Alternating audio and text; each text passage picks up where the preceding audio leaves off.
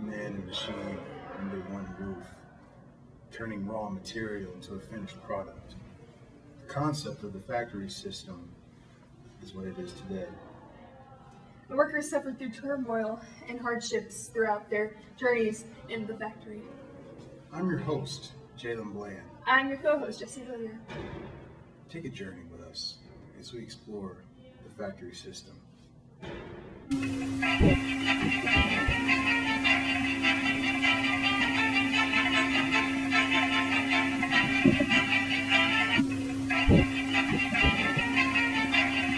Firstly, how does this all happen, miss? Well, unfortunately for me, I have to go through with the dry and dye tests, mundane like they are. However, I can explain a few things if you really want me to. It starts with water wheel outside. They call it hydropower, power created by water and kinetic energy. I work with textile machines, which makes clothes from wool. What happens to the wool? The wool goes through those spinning jennies where they spend much time weaving. And frankly, it was even more harder than what I have to do. The wool turns into yarn after it's spun, and then the power loom comes in. What is a power loom?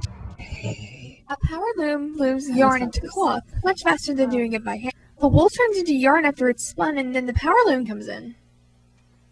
They're just really berries. The wool goes through those spinning jennies where they spend much time weaving. The finished product goes to a port, and then is shipped out across the world. And frankly, fuck. So how's life in the factory? That again. Why don't you ask Elizabeth Bentley? Elizabeth Bentley wasn't available for the interview due to the fact that she was obviously and probably dead. But we did get to speak briefly with her ghost, Boo. I must introduce myself. I am Elizabeth Bentley, and I am 16 years old. I worked in the factory for 7 years, from the age 6 to 13. It made me weak, but I got money. And I got food, but I also got punished when I was ill, when I was tired, but I desperately needed the money. Born in Leeds, England in 1809, Elizabeth Bentley worked the mills since the start of her childhood. In June of 1832, she was interviewed about her experiences there and how brutal they actually were. It was so dusty, and the dust got up my lungs, and the work was so hard. I got so bad in health that when I pulled the baskets down, I pulled my bones out of their place.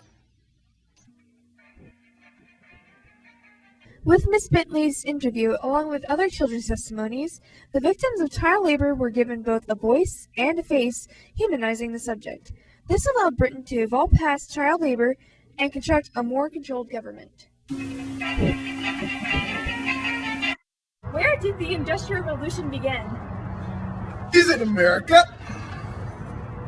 No, actually, it's Britain. Damn.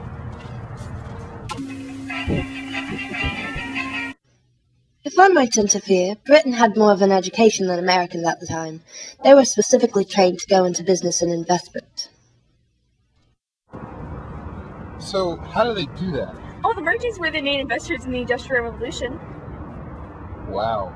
Yeah. That's fantastic. It is fantastic. You're right. Yeah. Very. Yeah. Yeah. And in addition to the vast resources that Britain had to offer, coal was the utmost important.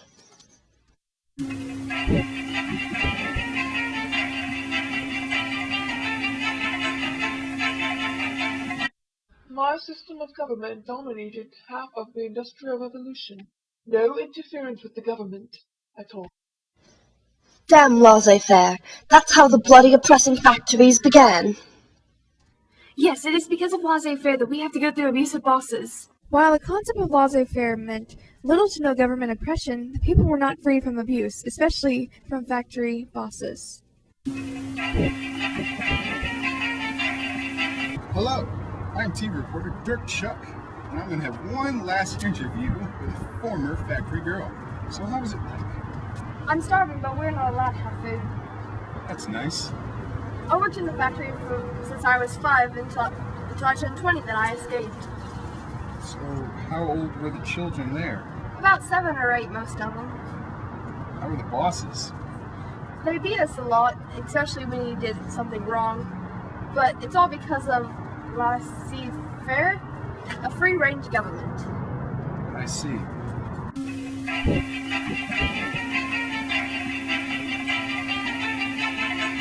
In conclusion, technology is constantly changing the world around us, and it revolutionizes the experience of life. Technology can lead to several things: hardship, innovation, and finally, jobs. The world is constantly changing, and its technology will always advance. The Industrial Revolution was a time in which it happened more frequently. Technology will always affect your life.